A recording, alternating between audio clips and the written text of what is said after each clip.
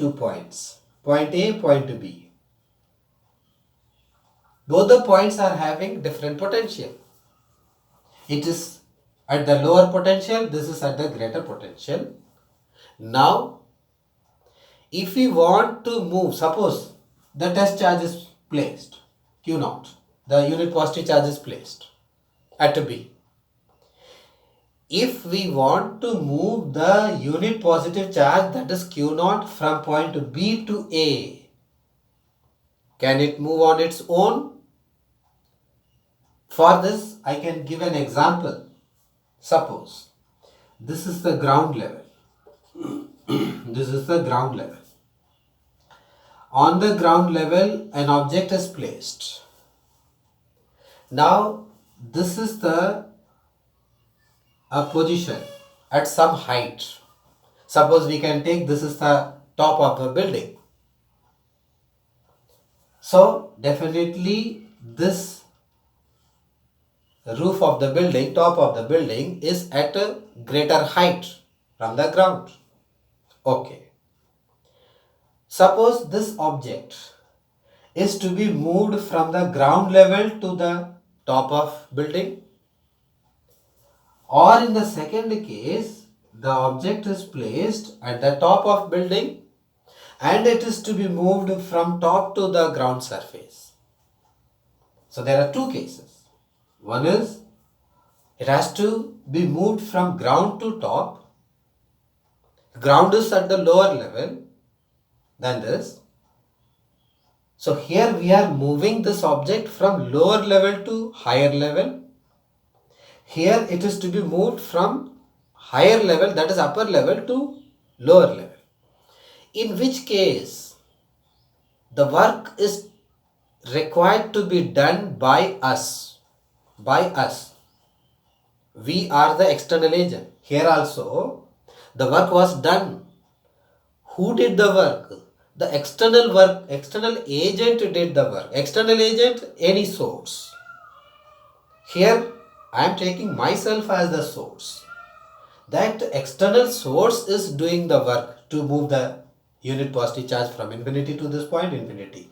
Here also I am external agent, has to do the work. In which case the external agent has to do the work to move the object from ground level to upper level, or upper level to ground level, or we can say from lower to upper level, or from upper to lower level. So in this case, if we consider, if we slightly disturb this object, automatically due to gravity it comes down.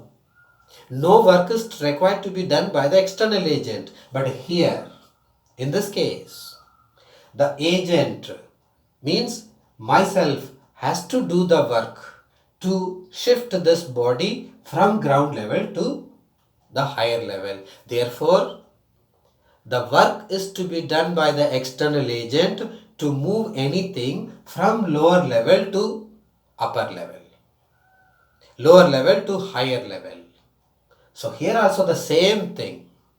The charge has to be moved from point B to A, or from point A to B. Here we considered, here we have that point A is at the higher potential than point B.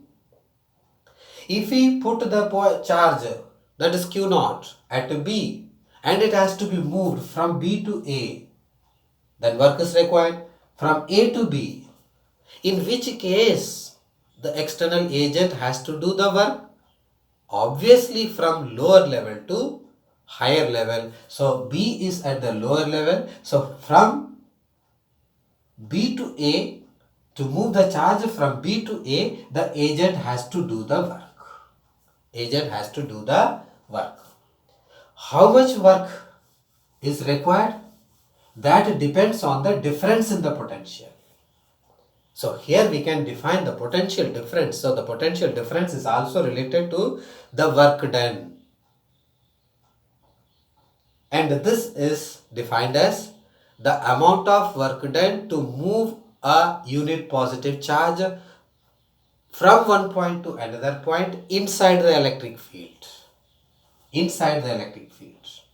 Here the difference, potential difference, VA minus VB. Here we are taking the difference. That's why we are writing higher minus lower. That is equal to work done to move the charge from B to A. This we are writing from B to A. Here the subscript represents here the work done to move the charge from B to A. Here we are writing VA minus VB. That means we are taking the difference. That is unit positive charge. So both are same thing. It is the amount of work done to bring unit positive charge from infinity to a point inside the electric field. And this is amount of work done to move a unit positive charge from one point to another point inside the electric field. That's all. Otherwise, both are representing the same thing. Both are representing the work done. So the potential, electric potential and electric potential difference, both are representing the amount of work done. That is the potential and potential difference. From this relation, we can obtain the unit, SI unit. We know the SI unit of the work done. SI unit of work done is joule. We know the SI unit of charge, that is coulomb. So joule per coulomb. Joule per coulomb. It is the SI unit, but specifically this electric potential or electric potential difference, they are having a separate SI unit in the name of a scientist, Alessandro Volta. Alessandro Volta. That is volt. SI unit of potential difference or electric potential is the volt. SI unit is volt. This is V. So 1 volt equal to 1 joule upon 1 coulomb. That is the unit we got from this relation. That is volt. That means since the potential and potential difference both are same, the unit also same for both electric potential and potential difference. From this we can define 1 volt. 1 volt can also be defined. The 1 volt can also be defined in two ways, in terms of electric potential, in terms of electric potential difference. In both the methods we can define them. If we define in terms of potential, the electric potential at a point is said to be 1 volt. When 1 joule of work is done to bring 1 coulomb of charge from infinity to a point. This is the definition of 1 volt in terms of electric potential.